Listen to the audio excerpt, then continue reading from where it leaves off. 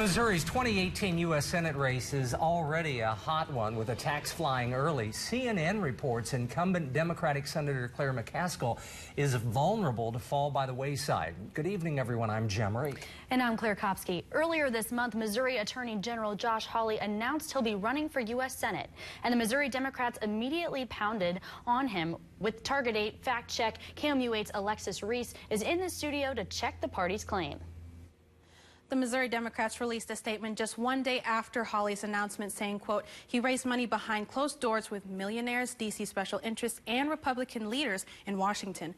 The Target 8 investigative team took interest in this claim and decided to see if there's truth to this statement. So I checked his newly available campaign finance data. You would have thought that this last election would have gotten some folks' attention in D.C. In his announcement video, Hawley highlighted the D.C. career crowd and stated McCaskill turned her back on farmers and doesn't represent us. Missouri Democrats fired back with a statement saying it's clear who Josh Hawley is running to represent in the United States Senate, and it's not Missouri. I looked through many quarterly reports submitted by Hawley's team to the Missouri Ethics Commission and the Federal Election Commission to see if there was any truth to the statement. When looking at the quarterly report submitted to the FEC, Hawley raised more than $800,000, gaining donations from big names like David Humphreys. More than 3/4 of that money came from inside Missouri. When calculating all the quarterly reports Hawley's campaign submitted to the Missouri Ethics Commission for the 2017 year so far, he gained more than $630,000 in-state contributions and more than $530,000 in out-of-state contributions. University of Missouri political science professor Marvin Overby says having almost as much out-of-state contributions as in-state isn't always bad. It's not clear to me that there's anything bad about money coming in from out of state. Although it is often phrased that way, right? There's sort of the insinuation that there's something untoward about it or something sort of not quite above board about it.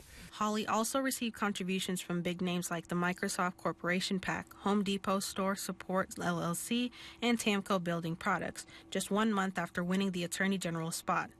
In the recently released October quarterly report, Hawley received money from Cheyenne International LLC, a tobacco company based in North Carolina. Overby says companies and PACs usually give money to candidates who have the same values, but says sometimes the public could misconstrue these contributions.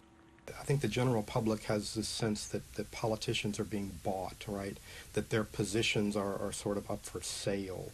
And that I think is not true. The Democratic Communications Director who penned the initial claim did not respond to requests for comment. KMU reached out to Hawley for their thoughts on the comments made by the Missouri Democrats. Hawley spokesman Scott Paradise stated, quote, the Missouri Democratic Party is flailing. First, they tried to attack Josh Hawley for living with his family, and now they're making up another story. We've filed all the paperwork in accordance with the FEC requirements. We issued a press release the day we filed the paperwork, and all of it is available online. The Democrats are just desperate, and I suppose it's because they can't find anything good to say about Claire McCaskill.